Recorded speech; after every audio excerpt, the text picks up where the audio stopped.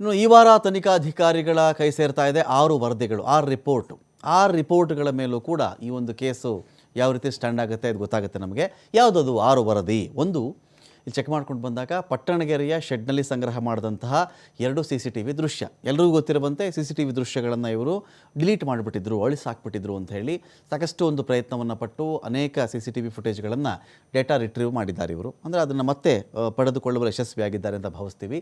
ಕೃತ್ಯ ನಡೆದಂತಹ ಜಾಗದಲ್ಲಿ ಫಿಂಗರ್ ಪ್ರಿಂಟ್, ಅವರ ಬೆರಳಚ್ಚುಗಳು ಯಾವ ಥರ ಬಿದ್ದಿತ್ತಲ್ಲಿ, ಆ ಅಚ್ಚು ಇವ್ರಿಗೆ ಮ್ಯಾಚ್ ಆಗ್ತಾ ಇದೆಯಾ, ಯಾವ ಆರೋಪಿನ ಹಿಡ್ಕೊಂಡು ಬಂದಿದ್ದಾರೋ ಅವನದೇ ಬೆರಳಚ್ಚುಗಳಲ್ಲಿ ಇದೆಯಾ ಚೆಕ್ ಮಾಡಿರ್ತಾರಲ್ಲಿ.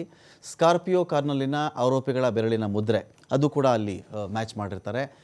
ನಂಬರ್ 4, ದರ್ಶನ್ ಮತ್ತು ಪವಿತ್ರ ಗೌಡ ಮನೆಯ CCTV ದೃಶ್ಯವನ್ನು ಕೂಡ ತೆಗೆದಿಟ್ಟಿದ್ದಾರೆ ಇಲ್ಲಿ. ನಂಬರ್ 5, ಸ್ಟೋನಿ ಬ್ರೂಕ್ಸ್ ಪಬ್ನಲ್ಲಿನ CCTV ವರದಿ ಅದೇನು ಹೇಳ್ತಾ ಇದೆ ಅದನ್ನು ಕೂಡ ಚೆಕ್ ಮಾಡಿದ್ದಾರೆ. ನಂಬರ್ 6, ಕೊಲೆ ಆರೋಪಿಗಳ ಮೊಬೈಲ್ ಡೇಟಾ ರಿಟ್ರೀವ್ ಕೂಡ ಮಾಡ್ಕೊಂಡು ಬಂದಿದ್ದಾರೆ. ಈ ವರದಿ ಕೂಡ ಇದರಲ್ಲಿ ಸೇರಿಕೊಂಡಿರುತ್ತೆ. ಹಾಗಾಗಿ ಒಂದಷ್ಟು ಸಾಕ್ಷ್ಯಗಳು ಕೂಡ ಇದರಲ್ಲಿ ಮೇಜರ್ ಆಗಬಹುದು.